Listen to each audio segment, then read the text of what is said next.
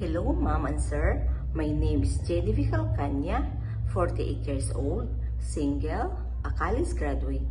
My father is a farmer and my mother is a housewife. I have 2 brothers and 3 sisters. I am third in the family. I have work experience here in Philippines. I serve 4 people, 1 couple, and 2 kids, twins, all girls, aged 5 months old. I finished 4 years contract with them. I have work experience in Hong Kong.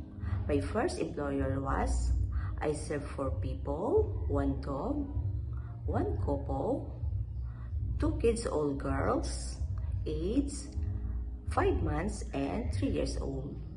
I finished 2 years and 10 months with them. My second employer was, I served 4 people, 1 dog, 1 couple, 1 boy, aged 3 years old, 1 girl, aged 5 years old. I finished 6 years contract with them.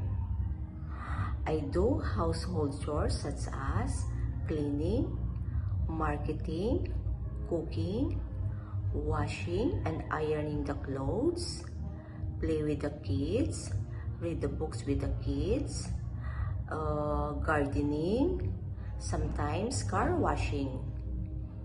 My message to my employer: Mom, Sir, I hope if you give me a chance to be your helper in your family, I am responsible and hardworking.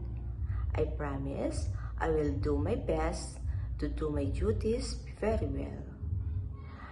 I will always obey and follow your instruction.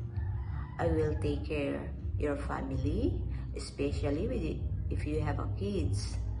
And I promise I'm finished 2 years contract with you.